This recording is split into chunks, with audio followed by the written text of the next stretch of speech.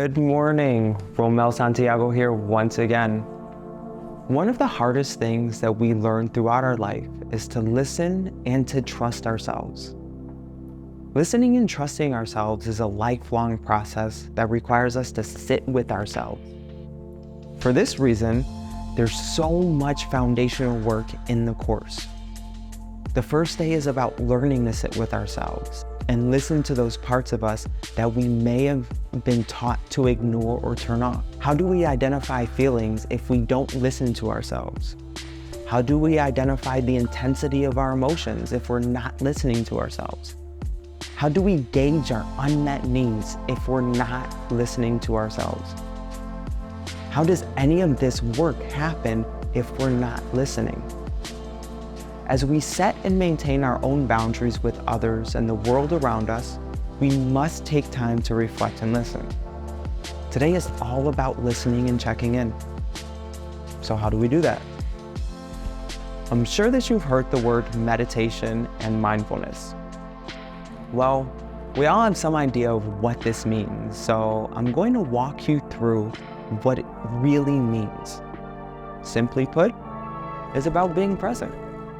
It doesn't have to be sitting for an hour and not thinking about anything. It's simply just sitting with ourselves and acknowledging what is happening in our body without wanting or needing to change anything. Earlier, we learned about leaning into discomfort. The feeling of hunger can be uncomfortable. The desire for a cigarette can be uncomfortable. The feeling of loneliness can be uncomfortable. But what do we do with those feelings and those urges? Well, first, let's name them. So right now, I just want you to sit and just breathe for the next 30 seconds. Ready?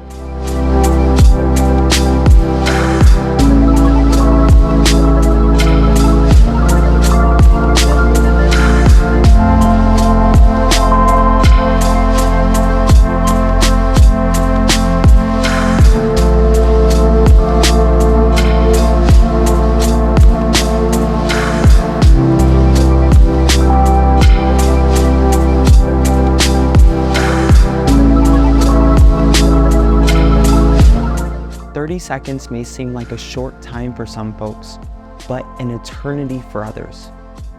As you sat there, what came up? What did you notice? Now I want you to sit for another 30 seconds with the question in mind.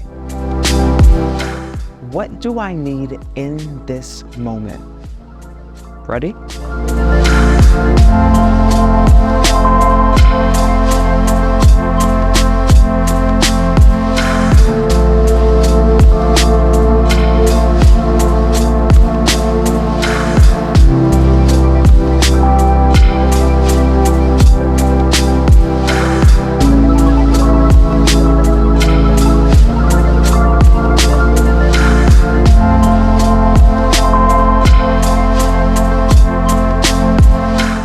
What were you able to come up with?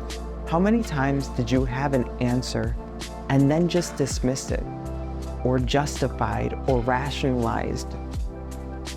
See, we often default to those things.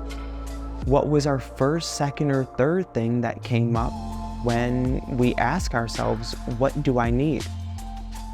Oftentimes, it can be a part of ourselves that is asking for something that we just dismiss. If no answer came up, that's fine. Don't fight it. Just acknowledge that maybe there was no answer at the time. How can you allow yourself to be in that gray area of knowing that there's more to discover? How can you approach it with a child's mind of curiosity without a need to find an answer, and to just be okay with that process? Trusting yourself doesn't mean that you have an answer for everything. Sometimes trusting yourself means that there's more to unpack and discover. So I want you to take some time throughout the remainder of this course and sit with yourself for a minute or two each day. Just ask yourself, what do I need in this moment?